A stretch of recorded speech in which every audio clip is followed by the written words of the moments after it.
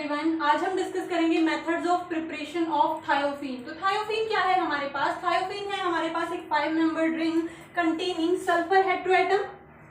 5 membered ring containing sulphur heteroatom. इससे पहले हम आपका पायरोल एंड थायोफीन के मेथड्स ऑफ प्रिपरेशन कर चुके हैं। अब हमें करने हैं थायोफीन के मेथड्स ऑफ प्रिपरेशन।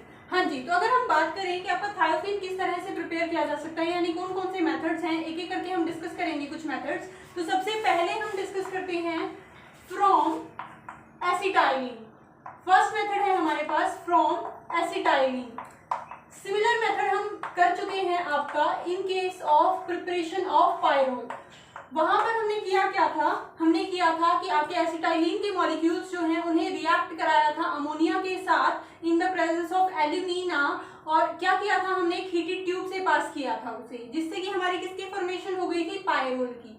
तो वहां पर दैट मीन्स अब हमारे पास क्या है? 5 मेंबर्ड रिंग है। एसिटाइलिन की हम बात कर रहे हैं, तो एसिटाइलिन हमारे पास क्या है? CH ट्रिपल बॉन्ड CH, यानी कि C2H2 के मॉलिक्यूल्स हम ले रहे हैं यहाँ पर। तो 2 मॉलिक्यूल्स कंज्यूम होते हैं आपके एसिटाइलिन के। हाँ जी, जब हमें पायरोल की फॉर्मेशन करनी थी, यानी जहां पर हेट्रोएटम क्या था? नाइट्रोजन था, तो हमने वहां पर अमोनिया लिया जो कि नाइट्रोजन के सोर्स की तरह काम करता है। यानी रिंग के अंदर जो नाइट्रोजन है उसका सोर्स क्या था? हमारी रिएक्शन के टाइम पर अमोनिया। तो यहाँ पर हमें सल्फर चाहिए, तो दैट मीन्स हमें एक सल्फर का सोर्स यूज करना पड़ेगा, और उसके लिए हम क्या यूज करते हैं? उसके लिए हम यूज करते हैं H2S गैस। क्या यूज करते हैं? H2S gas. दैट मीन्स ये क्या है? आपका सल्फर का सोर्स। तो H2S गैस मैं इस तरह से रिप्रेजेंट कर सकती हूँ H2S गैस को। 2 लोन पेयर होंगे सल्फर के पास।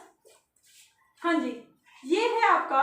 तो इनकी जब रिएक्शन कराई जाती है, आप इन्हें जब एल्यूमिना से पास किया जाता है, क्या है आपके पास? एल्यूमिना Al2O3, एक ट्यूब से पास करेंगे हाई टेम्परेचर पर 673 केल्विन पर होती है रिएक्शन। तो हमारी किसकी फॉर्मेशन हो जाती है? थायोफीन की फॉर्मेशन हो जाती है। तो ये तो बात हो गई कि आपकी रिएक्शन क्या रहेगी, यानी कि रिएक्टेंट्स क्या रहेंगे, आपका प्रोडक्ट फॉर्मेशन क्या होगी, आप रिएजेंट्स क्या यूज करोगे। अब हम देखते हैं कि रिएक्शन हुई किस तरह से होगी। अगर हम देखें कि इस रिएक्शन के दौरान हुआ क्या होगा, तो कुछ इस तरह से हम इसे प्रेडिक्ट कर सकते हैं कि यहाँ पर जब आप इसे हीट करोगे तो सबसे लूजली बाउंड जो इलेक्ट्रॉन डेंसिटी है, दैट मीन्स आपकी पाई इलेक्ट्रॉन डेंसिटी है, वो ट्रांसफर होना स्टार्ट होगी। किस तरह से? ये जो पाई इलेक्ट्रॉन डेंसिटी है, यानी एसिटाइलिन के एक मॉलिक्यूल की pi electron density carbon carbon के बीच में बॉन्ड फॉर्मेशन के लिए इन्वॉल्व होगी, यानी कि ये इलेक्ट्रॉन डेंसिटी यहाँ से शिफ्ट हो जाएगी कहाँ पर? कार्बन कार्बन में, और कार्बन कार्बन के बीच में बॉन्ड फॉर्मेशन हो जाएगा। अब अगर मैं देखूं कि इलेक्ट्रॉन डेंसिटी शिफ्ट हुई है, तो दैट मीन्स मॉलिक्यूल्स में डिस्टर्बेंस तो स्टार्ट हुई है। किस तरह से? अगर यहाँ से इलेक्ट्रॉन डेंसिटी गई है, तो जो ये कार्बन है ये तो बॉन्ड फॉर्मेशन कर लेगा इस कार्बन के साथ, और यहाँ पर जो ये कार्बन है ये क्या हो गया? इलेक्ट्रॉन डेफिशिएंट हो गया। ये इलेक्ट्रॉन डेफिशिएंट हो गया, और ये वाला कार्बन इलेक्ट्रॉन रिच हो गया, क्योंकि इसके पास एक्सेस इलेक्ट्रॉन डेंसिटी आ गई। तो एक्सेस इलेक्ट्रॉन डेंसिटी आ गई, तो ये भी अपने पाई इलेक्ट्रॉन को क्या कर देगा? लूज कर देगा, यानी इसकी भी पाई इलेक्ट्रॉन डेंसिटी क्या हो जाएगी? शिफ्ट हो जाएगी। तो बेसिकली हम किस तरह से इस पूरे सिचुएशन को समझ सकते हैं कि यहाँ से जब ये पाई इलेक्ट्रॉन डेंसिटी गई यहाँ पर, तो ये इलेक्ट्रॉन डेफिशिएंट, इसकी प्रॉक्सिमिटी में क्या है? सल्फर विद लोन पेयर, तो ये अपनी इलेक्ट्रॉन डेंसिटी किसे दे देगा? इस इलेक्ट्रॉन डेफिशिएंट कार्बन पर। तो यहाँ पर सल्फर ने जब अपनी इलेक्ट्रॉन डेंसिटी प्रोवाइड कर दी, उसने अपनी इलेक्ट्रॉन डेंसिटी तो दे दी लोन पेयर्स वाली, पर इस पर खुद पर क्या आ जाएगा? पॉजिटिव चार्ज, यानी कि यहाँ पर इलेक्ट्रॉन डेफिशिएंसी क्रिएट हो जाएगी। ऐसे में जो इसका जो हाइड्रोजन है वो क्या करेगा? H पॉजिटिव की फॉर्म में बाहर, और ये इलेक्ट्रॉन डेंसिटी वापस यहाँ पर, इलेक्ट्रॉन डेंसिटी वापस यहाँ पर। तो ये सारा गेम जो है वो सल्फर ही खेल रहा है। किस तरह से? जब यहाँ पर इलेक्ट्रॉन डेंसिटी कम हुई, तो उसने अपनी इलेक्ट्रॉन डेंसिटी शिफ्ट कर दी। इलेक्ट्रॉन डेंसिटी खुद की तो शिफ्ट कर दी, बॉन्ड तो बना लिया कार्बन सल्फर के पास, खुद के ऊपर इलेक्ट्रॉन डेफिशिएंसी क्रिएट हो गई। ऐसे में उसने अपने हाइड्रोजन को धक्का मार दिया, वो H पॉजिटिव की फॉर्म में बाहर, तो ये वापस स्टेबलाइज हो गया। बट उसने देखा कि उसके नेबरहुड में एक और कार्बन है। ये वाला कार्बन तो क्या था? इलेक्ट्रॉन डेफिशिएंट, और यहाँ पर क्या है? इलेक्ट्रॉन डेंसिटी एक्सेस में है। तो एक्सेस में है तो तब भी ये क्या करेगा? ये बोलेगा भाई चलो एक्सेस इलेक्ट्रॉन डेंसिटी है वो भी मेरे पास ले आओ। तो जब इसने इसकी इलेक्ट्रॉन डेफिशिएंसी को कवर किया, साथ ही साथ इसकी इलेक्ट्रॉन एक्सेस जो हुए थे उन्हें भी अपने पास रख लिया। ये तो चला गया आपका H पॉजिटिव की फॉर्म में इलेक्ट्रॉन्स को देकर के, यानी कि जब इलेक्ट्रॉन डेफिशिएंसी सल्फर पर क्रिएट हुई तो उसने एक हाइड्रोजन को बाहर निकाल दिया बिना इलेक्ट्रॉन्स के, तो यानी कि यहां से आपका H पॉजिटिव निकल चुका है बाहर। अब क्या होगा, जब एक्सेस इलेक्ट्रॉन डेंसिटी इसके पास आएगी, ये न्यूट्रलाइज हो चुकी थी H पॉजिटिव के जाने से, अब ये पूरी तरह से राजी खुशी था, यानी जितने इलेक्ट्रॉन डेंसिटी इसके पास होनी चाहिए थी उतनी थी, बट उसने देखा कि एक्सेस इलेक्ट्रॉन डेंसिटी है वो भी इसने ले ली। अब ले ली है तो वापस से इसके पास क्या हो गई, इलेक्ट्रॉन डेंसिटी इस बार हो गई है इसके पास एक्सेस में ज्यादा हो गई है। ऐसे में ये क्या करेगा, तब भी ये हाइड्रोजन को ही बुलाएगा, बोलेगा भाई इस बार तो बिना इलेक्ट्रॉन डेंसिटी के मत जा, मेरे पास ऑलरेडी एक्स्ट्रा है, तो इलेक्ट्रॉन डेंसिटी लेकर के जा। तो दैट मींस यहाँ से हाइड्राइड आयन रिमूव होगा। अब सल्फर क्या करेगा, हाइड्राइड आयन को रिमूव करेगा, यानी कि यहाँ से H नेगेटिव रिमूव होगा, तो दैट मींस यहाँ से हाइड्रोजन गैस रिमूव होगी, आपकी एक H2O मॉलिक्यूल रिमूव होगा, जिससे आपका क्या हो जाएगा। तो दैट मींस इस तरह से आप पूरे मैकेनिज्म को समझ सकते हो कि यहाँ से कार्बन कार्बन के बीच में बॉन्ड फॉर्मेशन, और ये कार्बन कार्बन के बीच में ट्रिपल बॉन्ड की जगह आपके डबल बॉन्ड रह गए, और एक एक बॉन्ड इसने किसके साथ बना लिया, सल्फर के साथ, और इसके दो loan payer as it is वापस रह गए। इसने अपने दोनों हाइड्रोजन को, एक को H पॉजिटिव की फॉर्म में, एक को H नेगेटिव की फॉर्म में बाहर निकाल दिया। तो ये था आपका first method of preparation, that means preparation of thiophene from acetylene. एक एक करके आगे डिस्कस करते हैं।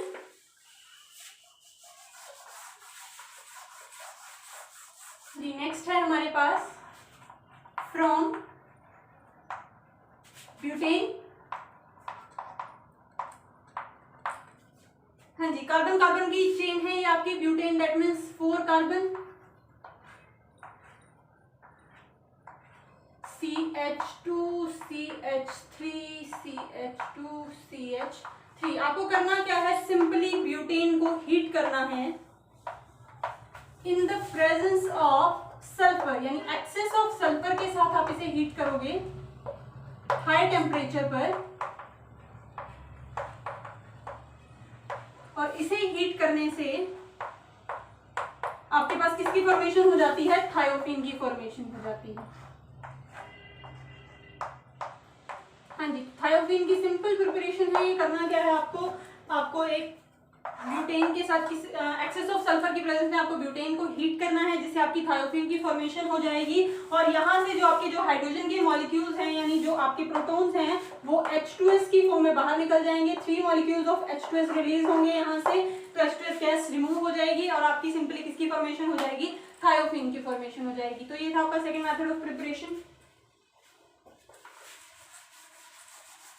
नेक्स्ट है हमारे पास फ्रॉम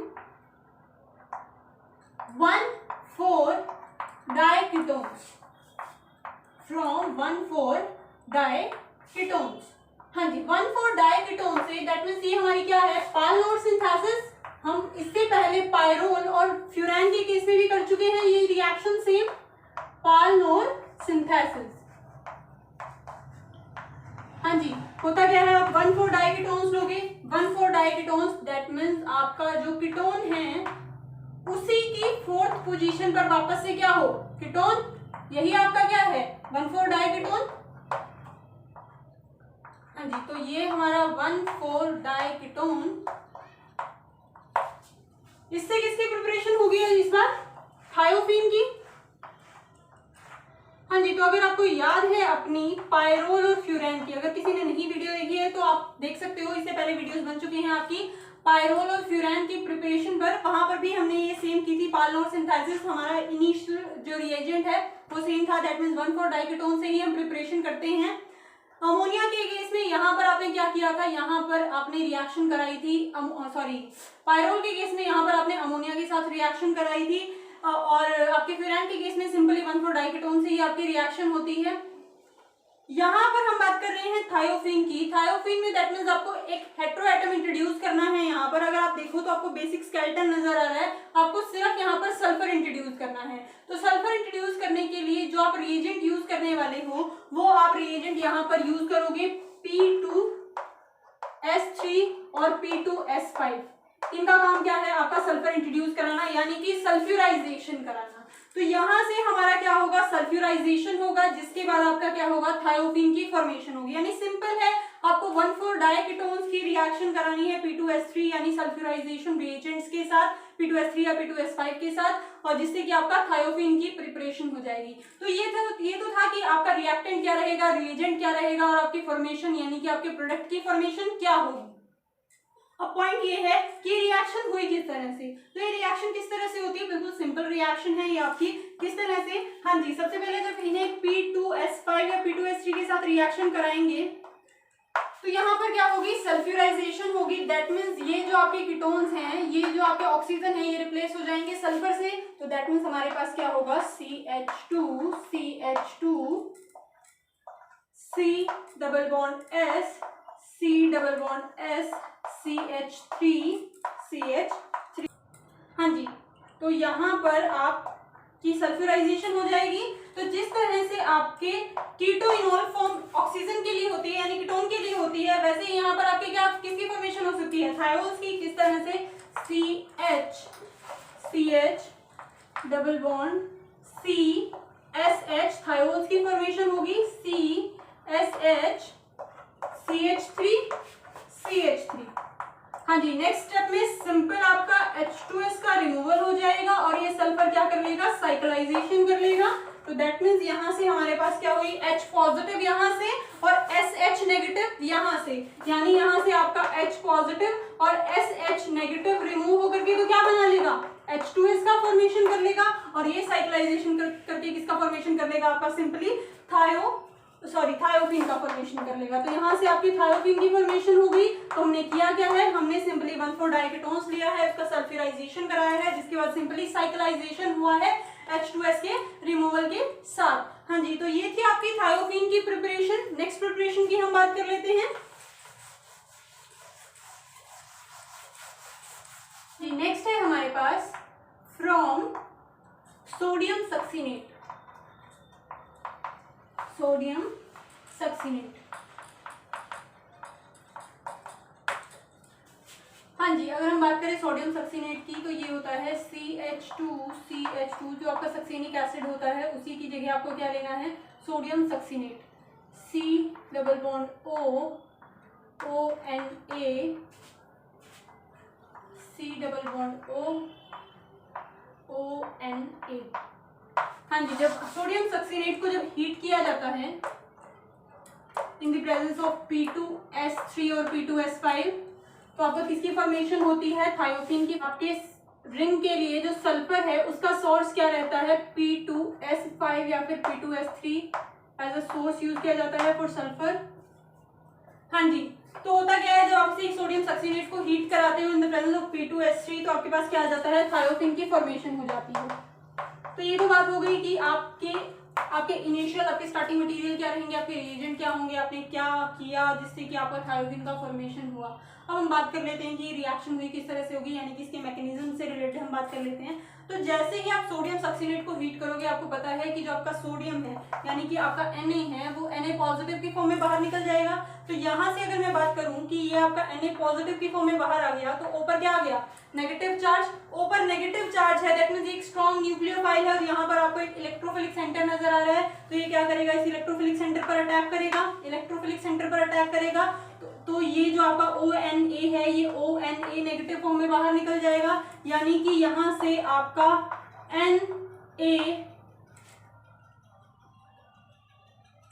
Na2O रिमूव हो जाएगा और आपके पास किसकी फॉर्मेशन हो जाएगी, यहाँ पर आपकी साइक्लाइजेशन हो जाएगी CH2